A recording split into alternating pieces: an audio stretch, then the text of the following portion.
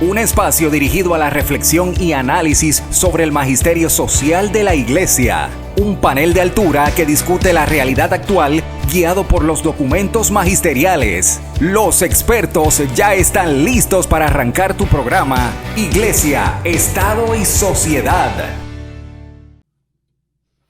Saludos, bienvenidos a otra edición más de su programa Iglesia, Estado y Sociedad, este espacio del Instituto de la Doctrina Social de la Iglesia de la Pontificia Universidad Católica de Puerto Rico, desde el cual semana tras semana les traemos temas, invitados y distinta información que es de importancia para la Iglesia, que es de importancia para la sociedad y que el magisterio social de nuestra Iglesia tiene algo que decir, siempre con el propósito de educar y de proponerle a nuestra audiencia el camino que debemos seguir para construir una mejor sociedad.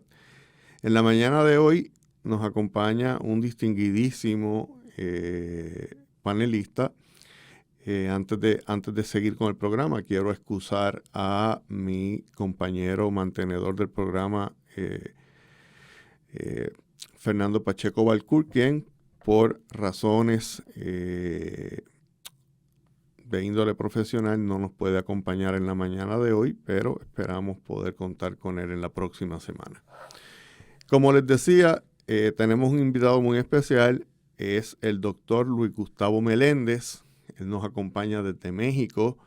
Él es director de investigaciones del Instituto Mexicano de Doctrina Social Cristiana.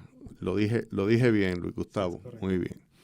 Y nos está acompañando porque vino para participar en el simposio de familia que se realiza aquí en la universidad y que este año el Instituto de la Doctrina Social de la Iglesia se ha unido a el Instituto de Matrimonio y Familia para discutir temas que son de importancia en ambos institutos. Así que hemos invitado a Luis Gustavo, quien va a estar con nosotros como panelista. Pero hemos querido también abusar de su confianza, ya que lo tenemos aquí, para entrevistarlo para nuestro programa. Luis Gustavo, bienvenido y gracias por estar con nosotros. Muchas gracias, un placer estar aquí. Después de un viaje largo que diste en el día de ayer, nos estás acompañando, qué bueno. Luis Gustavo, el Instituto Mexicano de Doctrina Social Cristiana, ¿qué es ese instituto? ¿Cómo es que se crea? ¿De dónde surge ese instituto? Bien, pues como ya has dicho, las siglas, el IMDOSOC, y así me estaré refiriendo al instituto, surge por iniciativa de un grupo de laicos. Esto es importante señalarlo, hace 40 años. Justo estamos en el año del marco celebrativo, fue el 23, exactamente junio del 2023, fue el año en el que celebramos los 40 años de existencia del instituto. Y como decía, surge a raíz de la iniciativa de un grupo de laicos, empresarios, preocupados por la realidad social, preocupados por el contexto de injusticia que puede haber en las sociedades, sobre todo inmersos en un contexto neoliberal, de un capitalismo exacerbado, ¿sí? que realmente o bien no quiere ver o realmente ni siquiera toma en cuenta a todas aquellas personas empobrecidas, ¿no? Y que de alguna manera no ayudan para los fines lucrativos de las instituciones. Ante esta realidad, este grupo de empresarios pues dicen, tenemos que hacer algo. Un grupo de todos católicos, claro, pero siempre con esta convicción de seguir las iniciativas del magisterio de la Iglesia conforme a la doctrina social de la Iglesia, particularmente en aquellos temas de índole social, económica, política. Y bueno, lo primero que hacen es reunirse y pensar, decir, bueno, este es el contexto, muy digamos a la luz de esta metodología del ver, juzgar, actuar. Este es lo que está pasando. ¿Qué podemos hacer, no? ¿Qué podemos hacer? Y la respuesta es fundar esta institución, el IMDOSOC, para poder desde los inicios tener clarísima la misión. que es la procuración de una sociedad más justa a la luz del Evangelio, ¿sí? Y esto a la luz del Evangelio y de los principios de la doctrina social. Y esto en tres ámbitos muy concretos. La enseñanza de la doctrina social, la difusión, ¿sí? Y la investigación. Entonces, en torno a estos tres grandes, digamos, medios, es como el IMDOSOC ha tratado a lo largo de estos 40 años de difundir, ¿verdad?, en diferentes espacios los principios rectores de la doctrina social de la Iglesia. En los ámbitos tanto empresariales, formando a los diferentes núcleos en las empresas, tanto directivos, mandos medios, a los trabajadores en general de las distintas empresas, también en diferentes nichos, trabajando con diócesis, tanto en la Ciudad de México como a nivel nacional, trabajando con diferentes instituciones de Cáritas en el resto del país. Y esto se ha diversificado. Lo que en un principio surgió pensando exclusivamente, digamos, en los entornos económico-laboral, cómo hacer entornos laborales pues más justos, más incluyentes, más solidarios. Se fue ampliando, y después viene también la cuestión, a los 10 años de fundado el instituto, surge una revista muy importante que actualmente sigue vigente, tiene 30 años de vida, que es La Cuestión Social. Es una revista, digamos, de investigación, ¿no?, de alta investigación, en donde diferentes académicos internacionales, nacionales, de diferentes ámbitos, pues colaboran también con diferentes artículos, reflexionando y dando propuestas de acción, ¿no? Entonces, se ha diversificado, como decía, y ahora ya no fue solo el entorno empresarial, sino también la formación de agentes de pastoral, la colaboración cercana con las diócesis, con las parroquias, con los grupos de jóvenes, ¿no? De tal manera que ahora el instituto en este momento, digamos que tiene muy clara la línea, siguiendo las indicaciones o las exhortaciones del Papa Francisco, para poder actuar en ámbitos muy concretos, como lo son la cuestión de las economías solidarias, la cuestión de la política entendida como la expresión más alta de la caridad o del amor, la cuestión también de la ecología integral y, bueno, también muy la cuestión de la migración, ¿no?, que este es un fenómeno que nos está tocando a todos, y en México en este momento también muy fuerte, ¿no?, con estas oleadas enormes y constantes de personas que están huyendo de sus ciudades, de sus países, buscando mejores oportunidades a causa de la violencia, de las guerrillas, justo de la pobreza, de la miseria, ¿no? Entonces, pues estos son los temas que en este momento nos están tocando. Tenemos las manos llenas, como quien dice, Luis Gustavo, ya, desde acá, desde el instituto, nosotros y desde nuestro entorno en Puerto Rico, has mencionado un tema que me parece importante, porque creo que permea todo lo demás, y es el tema de la política como expresión de la caridad, ¿verdad? Yo supongo que en México, y por lo que he leído, creo que hay algo de eso. Hemos tenido, igual que en Puerto Rico, un gran problema de utilizar la política y el poder para servirse y no para servir, ¿verdad? Entonces, me parece a mí que comenzar a educar a nuestro pueblo para que cambien esa visión de la política y a una acción de servicio, a un ministerio de servicio y no de servirse, creo que es algo que urge, complicado, pero que hay que hacer. ¿Qué han hecho ustedes con relación a eso? Si algo o algún programa específico que tengan a esos fines.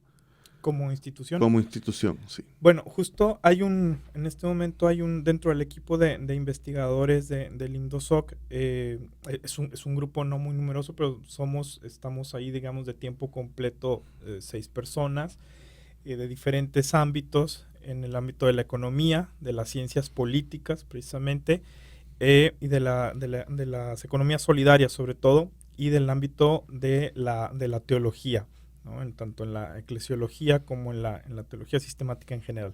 Y hay una cuestión ahí muy, muy fuerte que tenemos con la cuestión de política, es con grupos de jóvenes estudiantes, ya sea de licenciatura, ¿no? De los que están estudiando apenas un grado, y con posgraduados, ¿sí? Que es posgraduados de universidades tanto públicas como privadas. En este caso, esto es algo muy, muy interesante porque no sé aquí en Puerto Rico, pero en México las primeras reacciones a las propuestas de Francisco al ser tan, pues, al ser tan radicales en su, ¿no? Como el evangelio no es radical, pues no gustaban del todo, o bien no se entendían del todo.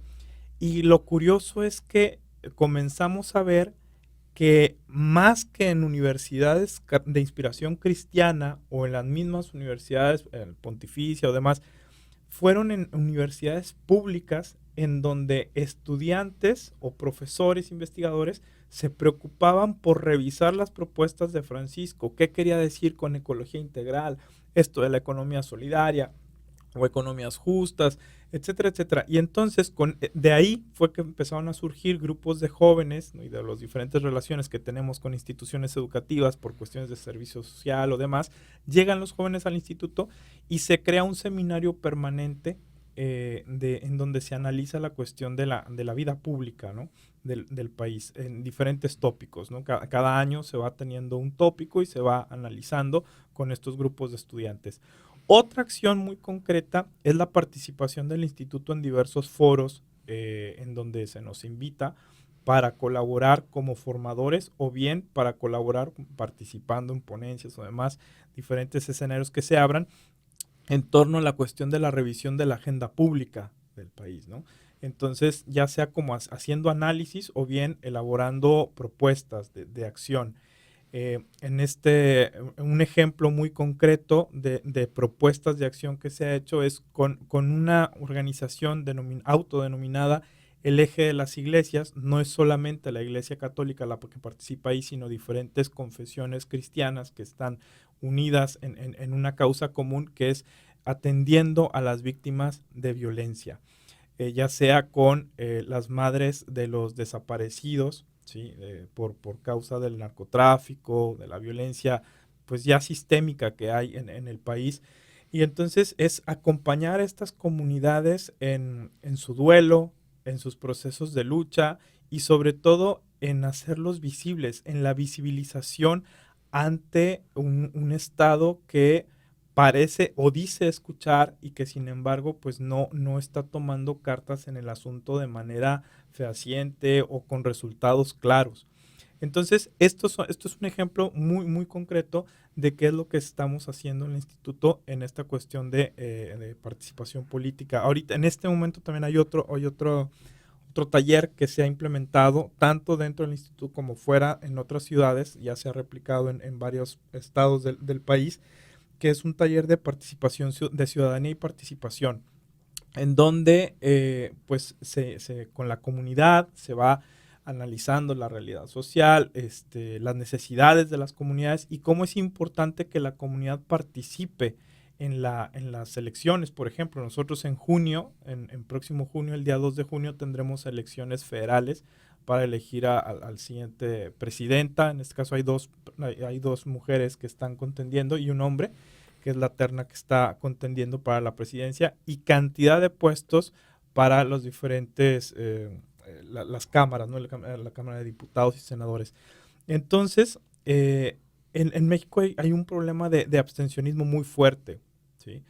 A diferencia en otros países es obligatorio, por ejemplo en Argentina, etcétera, es obligatorio el voto, ¿no? En México no te sancionan ni nada. Por lo tanto, hay un fuerte índice de abstencionismo. Entonces, crear conciencia de la importancia de la participación del ciudadano en las elecciones al ejercer su derecho al voto es algo esencial. Y también un voto que sea ejercido también en conciencia, ¿no? Con una claridad de cuáles son las necesidades que se tienen y de quién tiene la propuesta que pareciera puede responder a esas necesidades.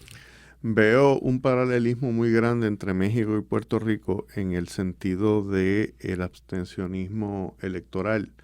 En nuestro país estamos viviendo lamentablemente un proceso de apatía muy grande hacia el proceso electoral y hacia la cosa pública. Un poco de... hemos sufrido tantos golpes que ya la gente dice, bueno, pues ¿para qué participar? Nada va a cambiar.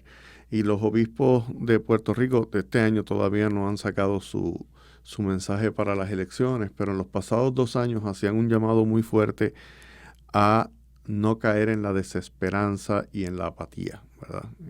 Y eso es un llamado que nos hacen. Y es el llamado a que participemos, que lo hace el Papa Francisco todas las veces que puede, ¿verdad? Hablaste ahorita un poco de la radicalidad del mensaje del Papa Francisco y obviamente que va acorde con la radicalidad del Evangelio. Como una anécdota, tengo un amigo que decía, bueno, si a ti te parece que el Papa Francisco es demasiado radical, mírate a Jesucristo, ¿verdad? Claro. Sí. para que veas por dónde es que va la cosa. Me gustaría, Luis Gustavo, para el beneficio de nuestro público, ¿verdad? Cuando hablamos de economía solidaria, ¿a qué es que nos estamos refiriendo? Bueno, el término es complejo. Sé que es amplio Sí, y complejo. amplio, sí. sí. Pero en pocas palabras, una economía solidaria es aquella que se da cuenta que el sistema en el que estamos inmersos, un sistema de un capitalismo con una vorágine desenfrenada, no da para más. ¿Sí? No da para más. No, este modelo económico con este modelo nos estamos acabando el mundo, el planeta como tal, los recursos han sido explotados en demasía, entonces la contaminación, etcétera. Entonces, un modelo de economía solidaria entiende que estos procesos no solamente están acabando con el mundo, sino que están cada vez más generando gente más empobrecida. ¿Sí? No hablar de gente en situación de pobreza, no, gente empobrecida. ¿Cuál sería la diferencia? Es gente que está en un contexto adverso y el modelo económico vigente todavía provoca que se hunda todavía más en ese abismo de miseria en el que está inserto. Entonces, no es solamente gente que nace en un contexto de pobreza, sino que es empobrecida todavía más por el modelo vigente. Entonces, estos modelos económicos se dan cuenta de que no hay más por dónde, entonces hay que promover modelos alternativos, ¿no? Por lo tanto, una economía que tenga en cuenta la ecología, ¿no? Una economía que tenga en cuenta la sustentabilidad, una economía que tenga en cuenta a las personas empobrecidas, ¿sí? Para procurar estrategias y medios en los que estas personas no sigan siendo víctimas de modelos excluyentes. Algunos autores hablan de estas personas como los basurizados, ¿no? Sí, los basurizados de la sociedad, como aquellos que son desechados porque no caben o no sirven a los intereses del mercado. Entonces, estas economías solidarias son aquellas que toman en cuenta estas realidades y procuran generar sistemas más incluyentes, sistemas más amigables, ¿no? Con el entorno y sobre todo más fraternos, más solidarios. ¿Sí? Un poco lo que el Papa Francisco nos dice de una economía que ponga al ser humano al centro de la economía y la economía al servicio del ser humano, no viceversa.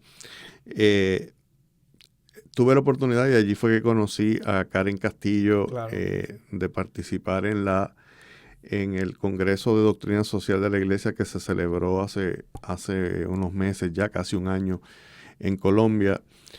Y ahí se hablaba mucho del tema de el extraccionismo, ¿verdad? En los países ricos utilizando a los países pobres para extraer los recursos que necesitan para sus productos de consumo, ¿verdad? Y un poco el Papa Francisco nos habló de eso en su última exhortación apostólica, la Laudate Deum, cuando nos hablaba de la falacia del desarrollo, ¿verdad? Le venden a estos países la idea de que vamos a desarrollar empleos y la realidad es que lo que vamos a hacer es destruir el ambiente, extraer todos tus recursos y dejarte más pobre de lo que estabas.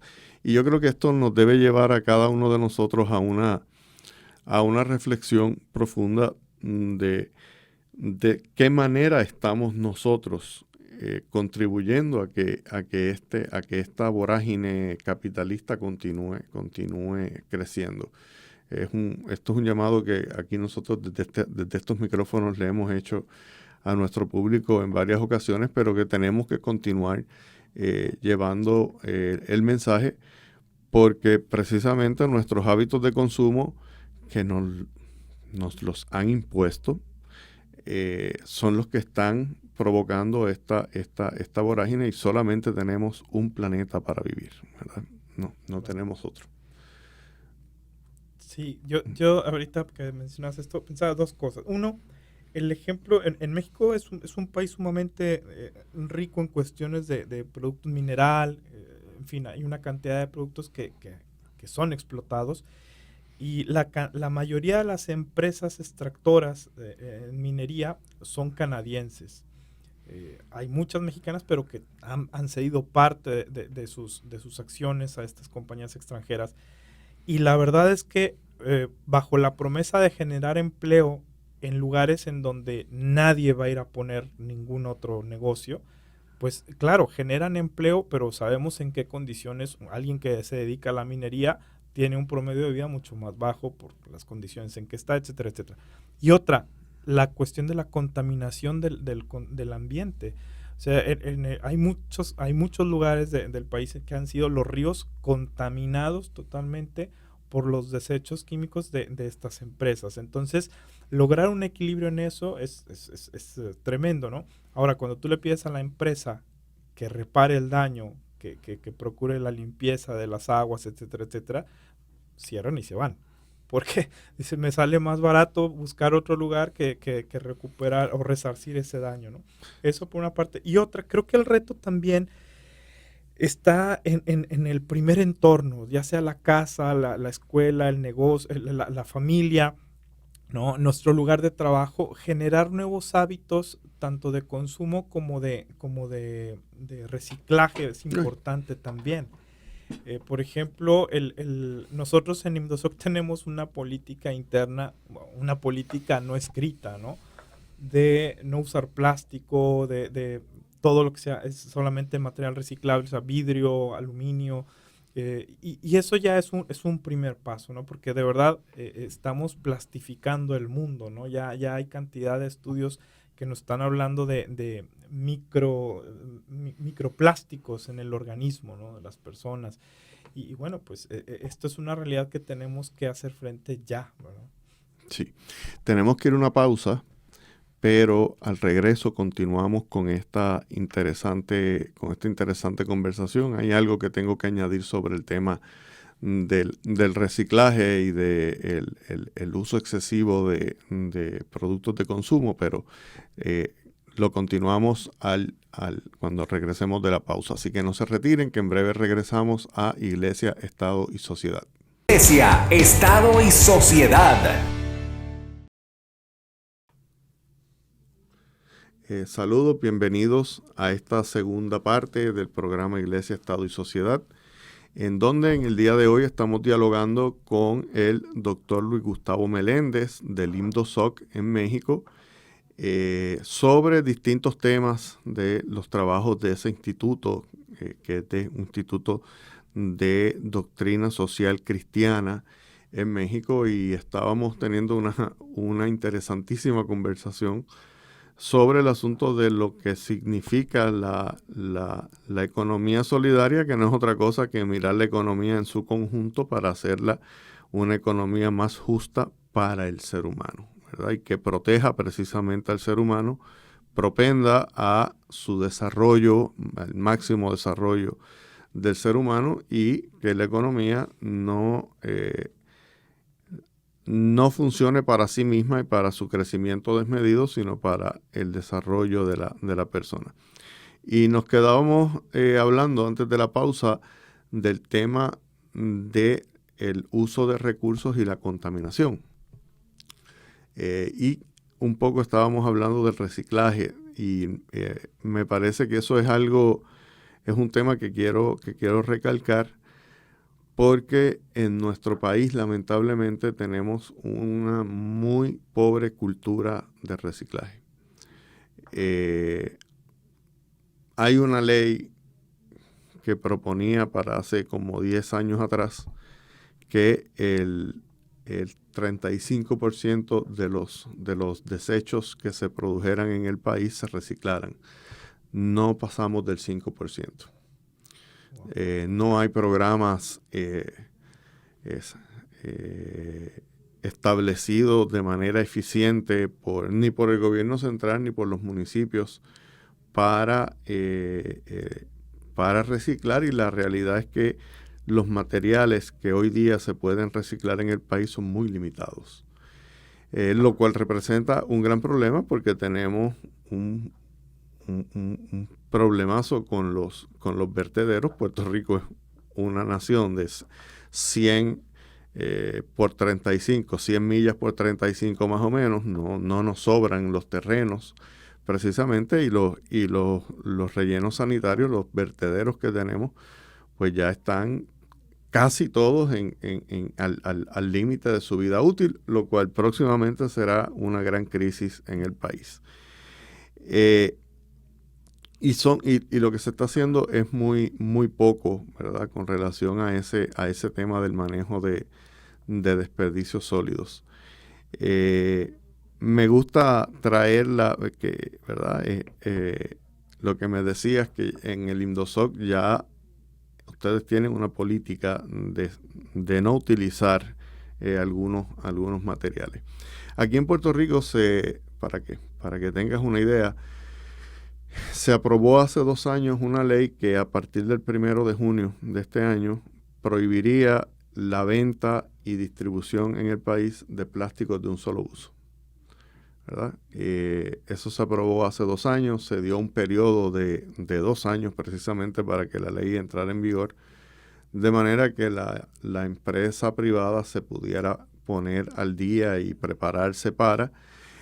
Y el resultado ha sido que ahora mismo estamos discutiendo un proyecto de ley para extender ese periodo por 1 o 2 años más, porque la empresa privada dice que no tuvo tiempo de prepararse. Y esto es un gran problema que me parece a mí que existe, y quiero ver cómo esto se refleja en México.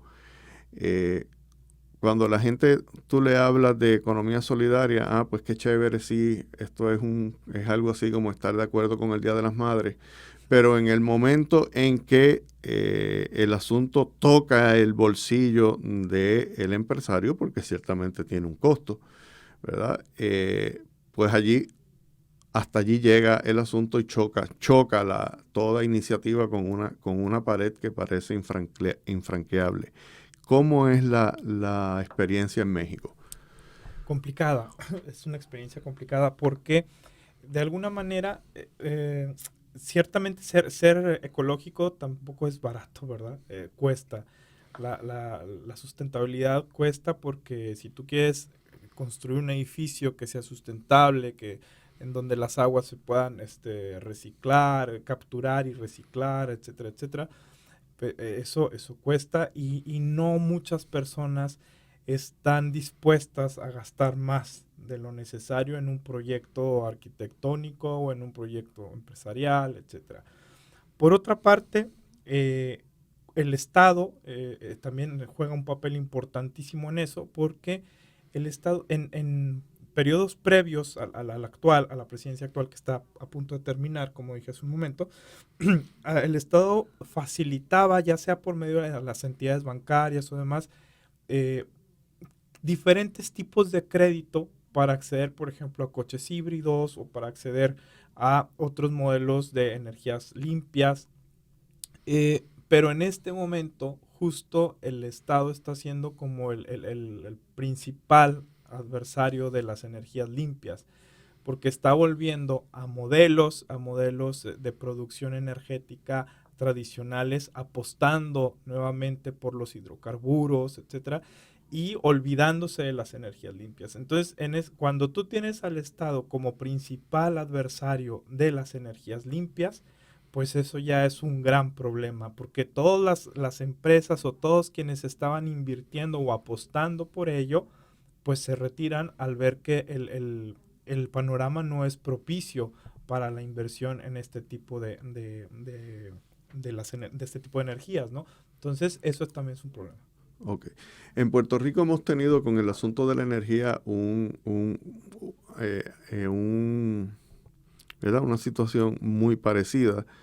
Aquí hay una ley de política pública energética del año 2017 que dice que para el año 2050, me parece que es, el 100% de nuestra energía debe ser producida por algún tipo de producción energética limpia, ¿verdad? Sol, viento, etcétera. Pero estamos muy lejos de conseguir esa meta, y en gran medida ha sido precisamente el Estado quien ha perpetuado el uso de los hidrocarburos para esos efectos. Hay unos grandes esfuerzos ahora para desarrollar proyectos de energía renovable de grado comercial. No sabemos todavía cuánto éxito va a tener ese esfuerzo. Lo que sí ha pasado en Puerto Rico, interesante, es que han sido los propios consumidores quienes se han ido moviendo a la energía renovable, ¿verdad? Debido al costo de la energía tradicional, en Puerto Rico la energía eléctrica es carísima y promete seguir poniéndose más cara. Pues los propios consumidores se han aprovechado de una ley que se aprobó para la producción fotovoltaica en las casas, y que se pudiese hacer la medición neta, ¿verdad? El exceso de energía que tú produzcas, vendérselo a lo que era entonces la Autoridad de Energía Eléctrica, que ya no existe esencialmente, y que ellos te dieran un crédito por eso.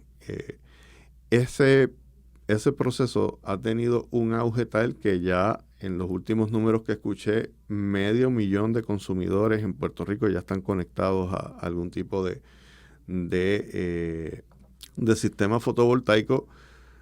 También lo último que escuché, casi se producen unos 700 y pico de megavatios ya de energía eléctrica en las casas, ¿verdad? Estos proyectos de la medición neta, eso es esencialmente una central termoeléctrica completa de lo que estamos hablando.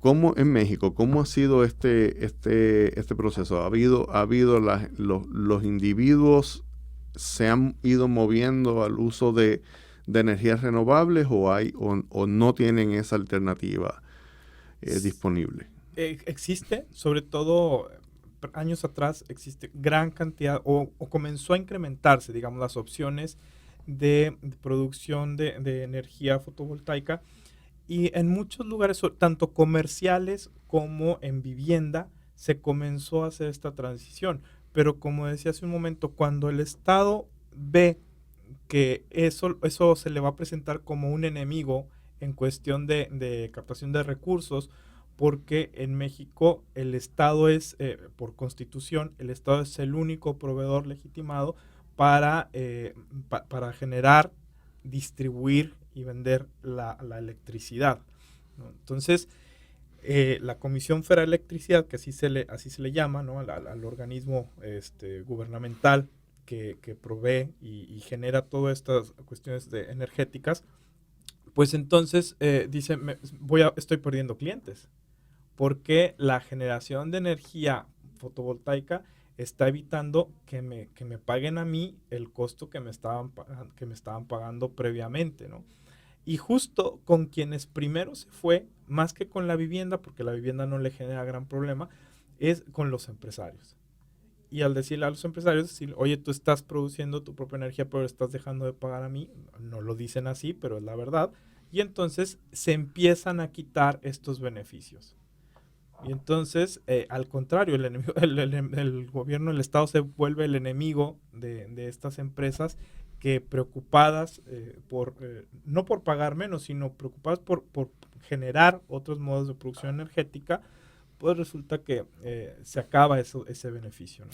Me parece interesante porque siendo un gobierno de corte liberal que tiene México hoy día, me parece interesante y hasta contradictorio el que estén apostando precisamente por la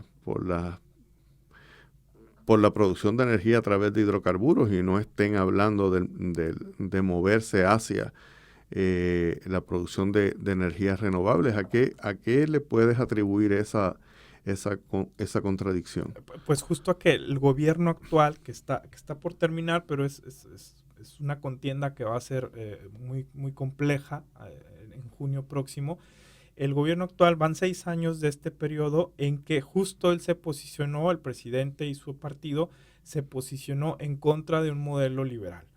Entonces, justo lo que pretendió hacer desde campaña fue prometer que la gasolina bajaría, lo cual no ha ocurrido. Lo cual no ha ocurrido en ningún momento. O sea, todo ha subido, la luz, la gasolina, etcétera, etcétera. Entonces, pero bajo estas promesas, pues bueno, la gente le creyó, además de que tiene una popularidad tremenda.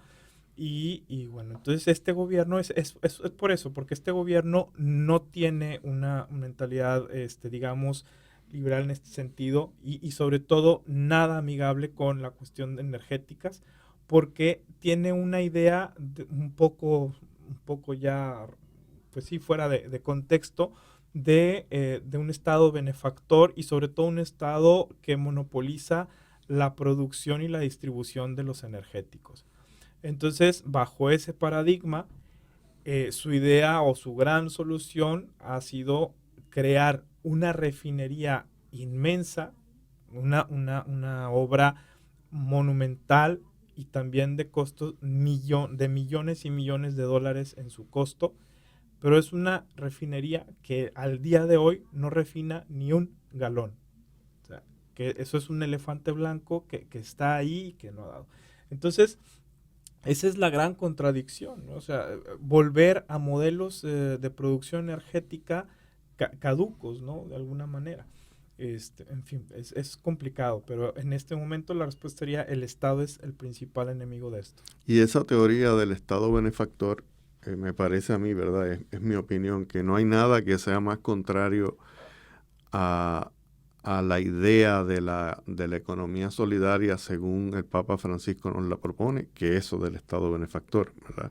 El principio de subsidiariedad de la doctrina social de la Iglesia, pues le dice al Estado, quédate fuera y solamente tienes que intervenir en aquello en que el ciudadano no pueda resolver por su cuenta, ¿verdad? Así que es una total contradicción.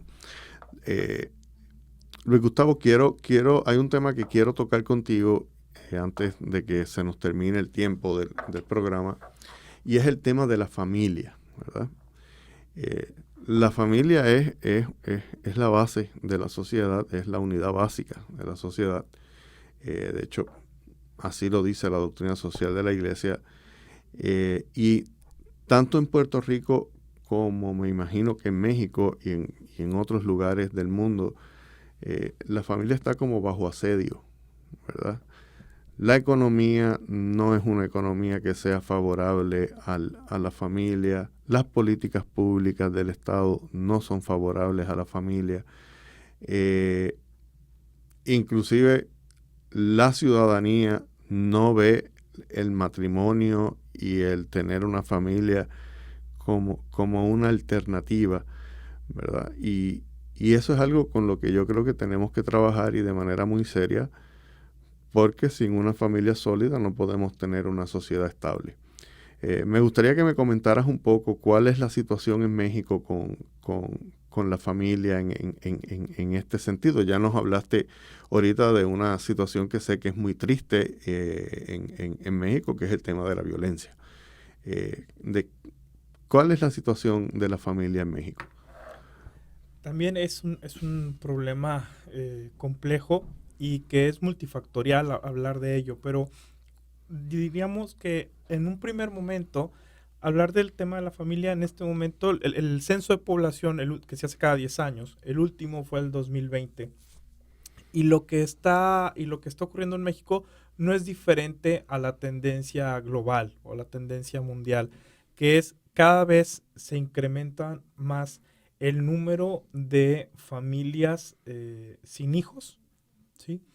Por otra parte, o sea, una pareja que están casados y demás, pero que deciden no tener hijos. O por otra parte también hay un incremento en familias monoparentales, donde nada más está, generalmente es nada más la madre y el hijo, o los hijos, las hijas. Y otra está también muy creciendo, digamos, entre la población más joven, que se había independizado económicamente y demás, y que por X o Y, sobre todo por unas cuestiones económicas, regresan al nicho familiar.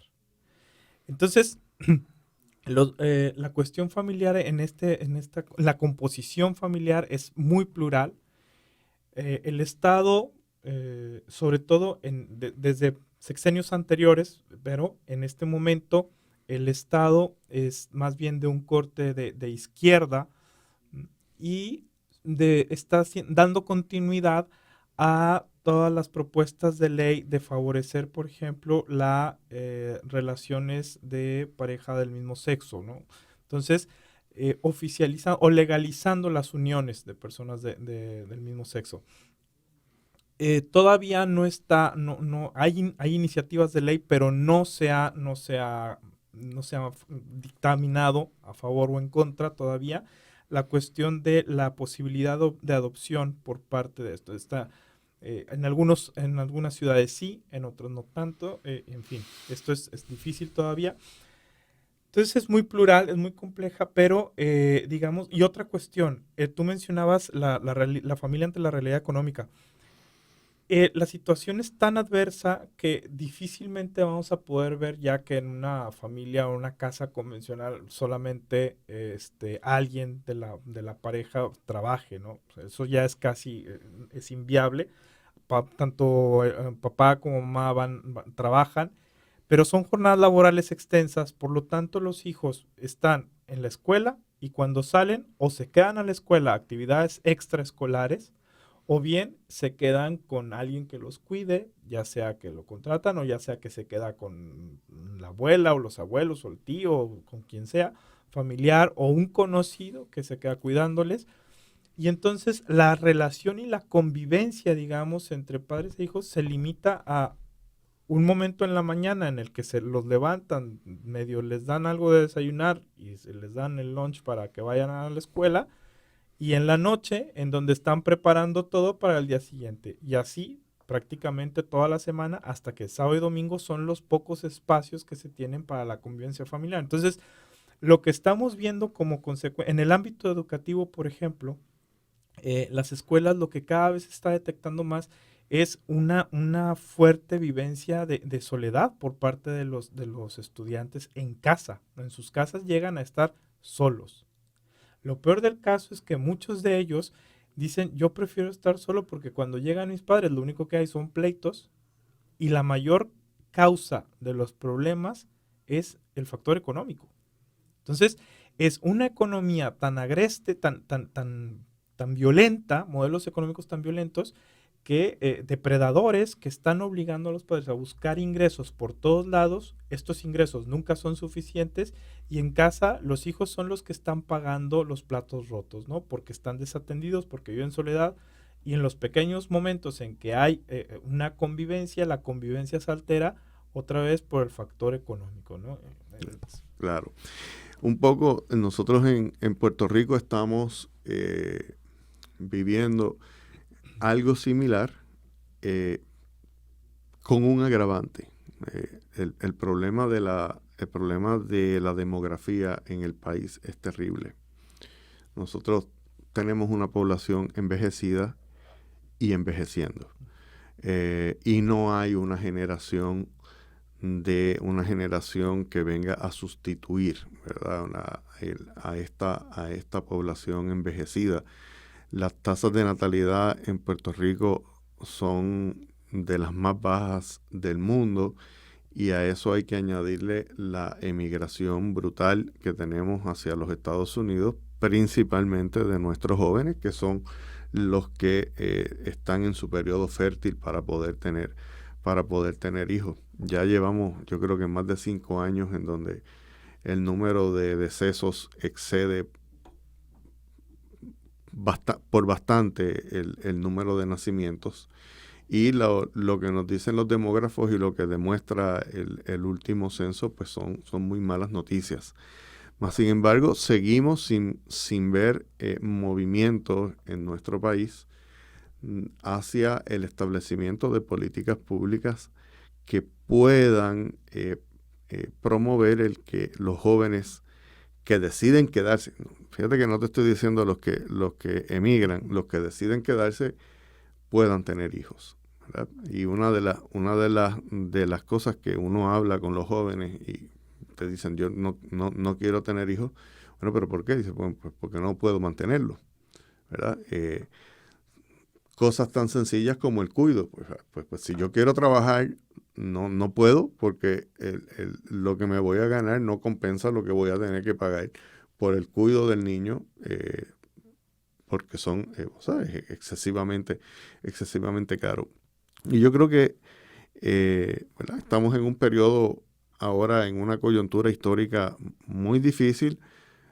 Nos enfrentábamos a una elección general en noviembre y pues, a mí me gustaría hacerle la exhortación a nuestros radioescuchas a que le pidan a aquellos candidatos que se están presentando y pidiendo el favor del pueblo que nos digan cuáles son las políticas públicas específicas que ellos van a promover para aumentar la tasa de natalidad en el país y fomentar el que los jóvenes se nos queden y que podamos resolver el problema demográfico que el país está viviendo, más allá de la demagogia propia de una campaña política que, como te decía ahorita, pues todo el mundo está a favor del Día de las Madres, todo el mundo está a favor del Día de Navidad. Bueno, pues fantástico, pero ¿qué es lo que vamos a hacer? ¿Verdad? Así que creo que eso es la exhortación que le tengo que hacer a nuestros radioescuchas, que exijan, ¿verdad? El proceso político es un proceso en el cual nosotros somos los que decidimos, no es el partido político, no es el candidato, somos nosotros, así que nosotros somos los que tenemos que exigir. Me imagino que algo similar pasa en México. ¿Cómo está ese proceso de participación ciudadana ejerciendo presión sobre los candidatos, si algo, para ver cómo va la cosa, cómo van a mejorar la cosa pública? Bueno, la cuestión de la participación ciudadana ha venido creciendo en las últimas décadas, yo diría que cada vez más. Ciertamente, a raíz de un cansancio generalizado ante las promesas incumplidas, ¿no? Siempre incumplidas, de los candidatos y cuando llegan a los puestos para los que estaban eligiéndose, ¿no? Entonces, cada vez ha sido mayor esta participación ciudadana. Sí hay reclamos, más que reclamos, hay una solicitud de cuentas, rendición de cuentas. Cada vez se generan más instituciones no gubernamentales o bien de acción civil para que están buscando o que están viendo siempre la cuestión de la anticorrupción, ¿verdad? Que sean cuentas claras, que se hable, que se esté siempre teniendo mucha claridad de las agendas.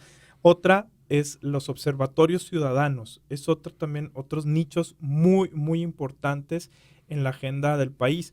Son observatorios ciudadanos en cuanto a la violencia, en cuanto a la educación, observatorios ciudadanos sobre todo de participación política por parte de la sociedad, la sociedad civil. Y entonces estos órganos han ayudado mucho a tener mayor claridad de si las agendas públicas se cumplen o no.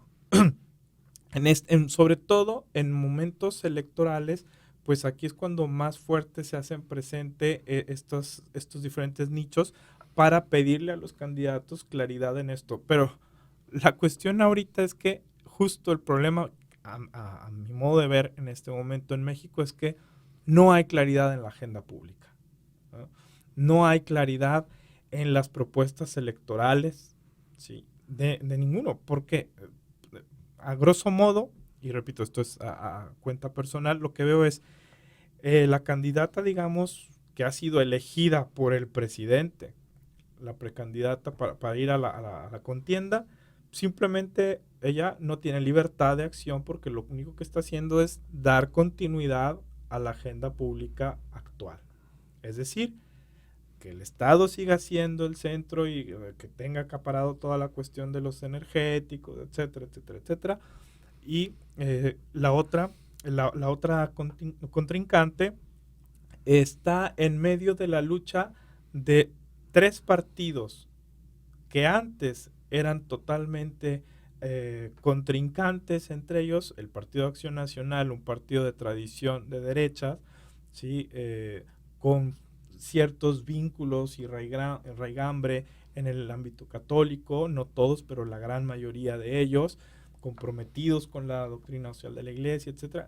Este partido unió esfuerzos con el PRI, del Partido de la Revolución Institucional de toda la vida, ¿sí? que fue hasta el año 2000 en que se pudo quitar del poder, y el PRD, el Partido de la Revolución Democrática, que es un partido eminentemente de izquierdas. Entonces, la candidata de la unión de estos 3 partidos, ¿sí? Entre ellos 3 están luchando por ver qué agenda es la que se va a poner.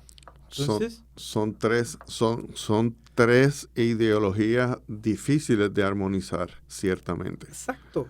Entonces, por lo tanto, no hay propuestas claras, porque ninguna agenda va a ser comunión con los demás.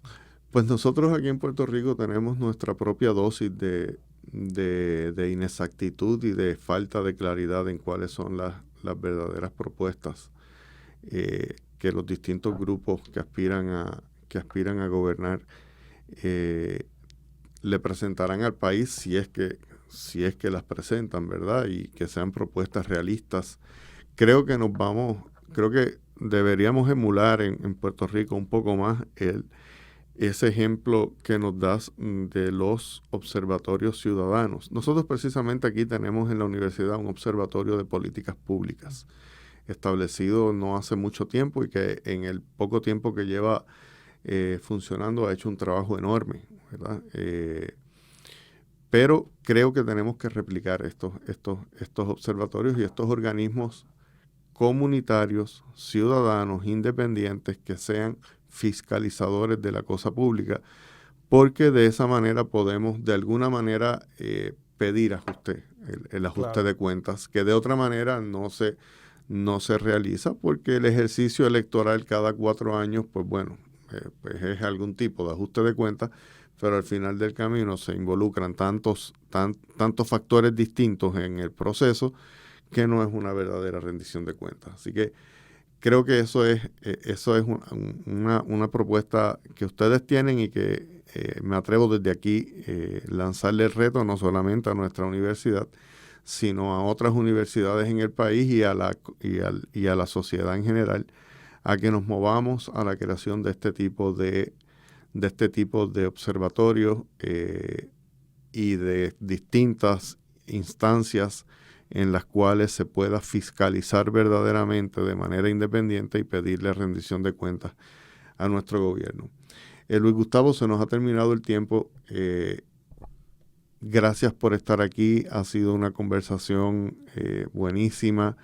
Te agradezco que hayas sacado de tu tiempo para acompañarnos.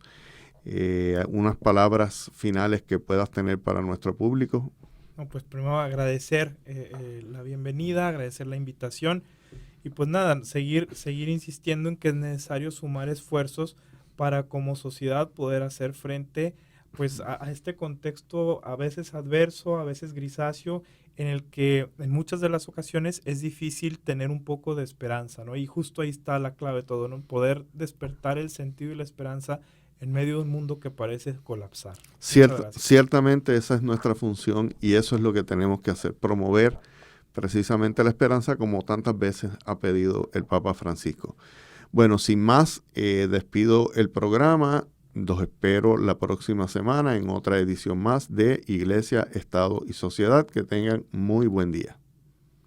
Iglesia, Estado y Sociedad es una producción del Instituto de Doctrina Social de la Iglesia de la Pontificia Universidad Católica de Puerto Rico. Tienes una cita la próxima semana a esta misma hora, porque el análisis y la reflexión continúan. Iglesia, Estado y Sociedad, una producción de la Pontificia Universidad Católica de Puerto Rico.